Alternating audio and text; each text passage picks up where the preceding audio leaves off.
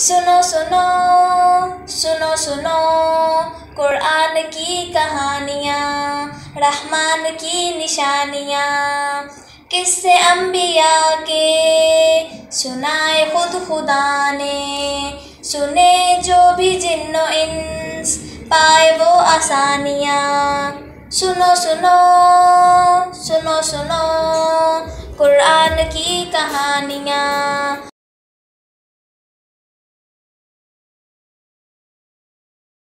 السلام علیکم ورحمۃ اللہ وبرکاتہ۔ بہت ہی پیارے ہنستے مسکراتے ساتھیوں، سلسلہ قرآنی کہانیوں میں خوش آمدید، جہاں آپ سنتے ہیں روزانہ رنگ برنگی نئی پرانی ہستی ہساتی سیکھتی سکھلاتی سچی خیالی تاریخی قرآنی مزیدار کہانیاں۔ آج ہم آپ کے لیے لائے ہیں ایک مزیدار کہانی کا دوسرا حصہ۔ ہم سن رہے تھے کہانی حضرت سلیمان علیہ السلام کی، جو اللہ تعالیٰ نے ہمیں سنائی ہے سورۃ نمل میں 19ویں سپارے میں۔ حضرت سلیمان علیہ السلام کا ہدہد جب ان کے پاس خبر لے کے آیا کہ ایک ملک ہے سبا، جہاں کی ایک ملکہ ہے اور وہ لوگ سورج کی عبادت کرتے ہیں، تو حضرت سلیمان نے اسے پیغام بھیجا کہ تم اللہ کی اطاعت مان لو۔ اور پھر اس کے بعد جب وہ پیغام ان کے پاس چلا گیا تو حضرت سلیمان نے اپنے درباریوں سے کہا کہ ہم چاہتے ہیں کہ اس سے پہلے کہ سبا والے یہاں پہنچیں، ملکہ کا تخت ہمارے پاس آ جائے۔ حضرت سلیمان کے دربار میں بہت طرح کے لوگ شامل تھے، جن بھی، انسان بھی، جانور بھی، پرندے بھی، کیڑے بھی، مکوڑے بھی، ہر طرح کی مخلوقات حضرت سلیمان کے دربار میں تھیں۔ ایک جن نے کہا کہ یہ دربار ختم ہونے سے پہلے ہی میں ملکہ کا تخت یہاں لا سکتا ہوں۔ حضرت سلیمان نے کہا ٹھیک ہے، مگر مجھے اس سے بھی جلدی چاہیے۔ وہاں پہ ایک شخص موجود تھا جو تھا تو ہماری طرح کا انسان، مگر اس کے پاس کچھ زیادہ علم تھا۔ وہ کہنے لگا اس سے پہلے کہ آپ اپنی آنکھ جھپکیں، یعنی کہ جیسے ہم آنکھ جلدی سے جھپکتے ہیں بند کر کے کھولتے ہیں، اس سے پہلے ہی ملکہ کا تخت یہاں موجود ہو جائے گا۔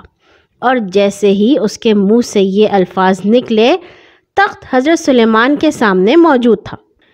سب لوگ حیران رہ گئے، اور حضرت سلیمان علیہ السلام، انہوں نے جب تخت دیکھا تو فرمایا یہ میرے پروردگار کا احسان ہے، اور اس سے غرض یہ ہے کہ میرا امتحان لے کہ میں اس کا شکر کرتا ہوں یا ناشکری۔ جو کوئی شکر کرتا ہے وہ اپنے لیے ہی کرتا ہے، اور اگر کوئی ناشکری کرتا ہے تو میرا رب غنی ہے، کریم ہے۔ اللہ تعالیٰ کو کسی کے شکر کی ضرورت نہیں ہے، ہمیں اس چیز کی ضرورت ہے کہ ہم اللہ تعالیٰ کا شکر ادا کریں۔ ادھر قاصد نے واپس جا کر ملکہ کو حضرت سلیمان علیہ السلام کا جواب سنایا کہ انہوں نے کہا ہے کہ تم اپنے تحفے اپنے پاس رکھو اور بس میری اطاعت قبول کر لو۔ اب جب ملکہ نے یہ سنا تو اس نے حضرت سلیمان علیہ السلام کی اطاعت قبول کرنے کا اعلان کر دیا اور ان کی خدمت میں حاضر ہونے کی تیاری شروع کر دی۔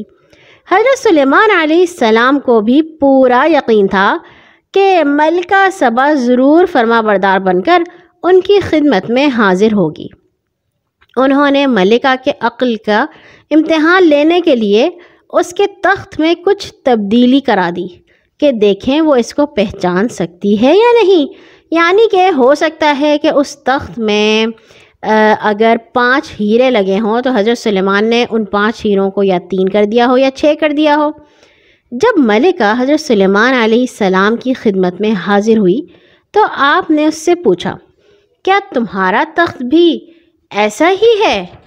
اب ملکہ نے جواب دیا یہ تو ہو بہو وہی تخت ہے، یعنی کہ اسے پتہ چل گیا تھا۔ پھر آپ علیہ السلام نے ملکہ کو محل میں چلنے کی دعوت دی۔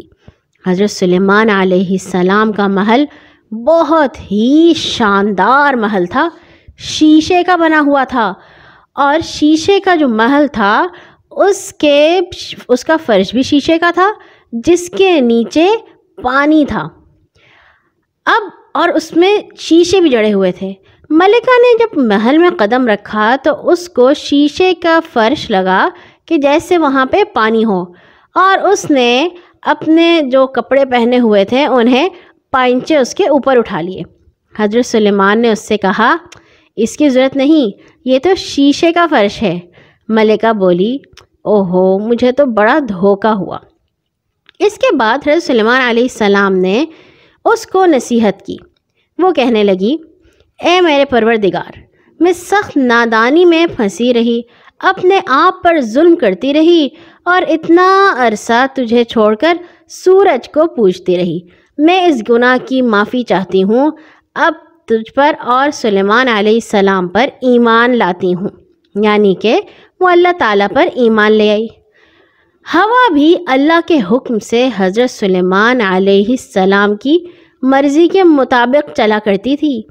اس زمانے میں سمندر میں بادبانی جہاز چلا کرتے تھے اور وہ اپنا سفر کامیابی سے اسی طرح طے کر سکتے تھے کہ جس طرف انہیں جانا ہو ہوا اس رخ کی چلے۔ اگر جہاز نے جانا ہو آگے اور ہوا چل رہی ہو پیچھے کی طرف تو جہاز کا چلنا بڑا مشکل ہوتا ہے۔ حضرت سلیمان علیہ السلام کے سمندری جہازوں کو جب کہیں جانا ہوتا تو وہ ہوا کو حکم دیتے کہ وہ اسی طرف کو چلے جس طرف جہازوں کو جانا ہے، اور اگر خود بھی انہیں کہیں جانا ہوتا تو ان کے حکم سے نرم نرم ہوا چلنے لگتی تھی۔ حضرت سلیمان علیہ السلام بڑے شان والے نبی تھے۔ ان کے لیے جنات یعنی کہ جن بڑی بڑی عالیشان عمارتیں، بھاری بھاری دیگیں بناتے تھے۔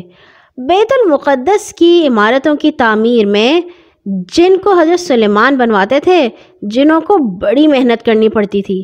جانتے ہیں نا آپ لوگ، جو بیت المقدس فلسطین میں ہے، جہاں پہ مسجد اقصی بھی ہے، وہ حضرت سلیمان علیہ السلام نے بنوایا تھا، وہ بھی جنوں سے۔ جنوں کو بہت ہی محنت کرنی پڑتی تھی اور وہ خوشی سے یہ کام نہیں کرتے تھے، مگر ان کے لیے ضروری تھا کہ حضرت سلیمان کی بات مانیں۔ جب وہ بیت المقدس بنا رہے تھے تو وہ ابھی مکمل تو نہیں ہوا تھا کہ حضرت سلیمان علیہ السلام کا آخری وقت آ گیا، یعنی کہ اللہ تعالیٰ نے انہیں اپنے پاس بلانے کا فیصلہ کیا۔ حضرت سلیمان یہ جانتے تھے کہ اگر جنوں کو یہ پتہ چل گیا کہ میں فوت ہو گیا ہوں تو وہ کام چھوڑ کر فوراً بھاگ جائیں گے۔ چنانچہ آپ اپنی وفات سے پہلے یہ کام کیا کہ اپنی لاٹھی کی ٹیک لگا کر کھڑے ہو گئے اور اسی حالت میں فوت ہو گئے، یعنی کہ جیسے لاٹھی پکڑ کے کھڑے رہے۔ جنات یہی سمجھتے رہے کہ سلیمان علیہ السلام زندہ کھڑے ہیں اور وہ ڈر کے مارے جلدی جلدی اپنا کام مکمل کرنے میں لگے رہے۔ آخر کار لاٹھی کو گھن لگ گیا، جو دیمک ہوتی ہے نا، جو لکڑی کھا جاتی ہے، اور وہ کھوکھلی ہو کر ٹوٹ گئی۔ اس کے ساتھ ہی حضرت سلیمان علیہ السلام جو عرصے سے فوت ہو چکے تھے گر پڑے۔ اب جنوں کو ان کی وفات کا پتہ چلا، وہ کہنے لگے اگر ہمیں پتہ ہوتا اس بات کا کہ سلیمان علیہ السلام کی وفات ہو چکی ہے تو ہم اتنی مدت اس ذلت کی مصیبت میں نہ رہتے۔ مگر جب تک انہیں اس بات کا پتہ چلا اس وقت تک بیت المقدس کی تعمیر مکمل ہو چکی تھی، اور جن جو اپنے آپ کو بڑا عقل مند اور چالاک سمجھتے تھے ان کا پول کھل گیا تھا۔ حضرت سلیمان علیہ السلام نے پورے 40 سال حکومت کی اور حضرت عیسیٰ علیہ السلام کی پیدائش سے 926 سال پہلے فوت ہوئے۔ اور یہاں ہوئی ہماری کہانی ختم۔ پسند آئی ہوگی آپ کو۔ کل آئیں گے ایک اور نئی کہانی کے ساتھ انشاءاللہ۔ ہر نماز کے بعد اپنے لیے اور تمام مسلمانوں کے لیے دعا کرنا مت بھولا کیجیے۔ اللہ حافظ۔ سنو سنو سنو سنو قرآن کی کہانیاں، رحمان کی نشانیاں، رحمان کی نشانیاں۔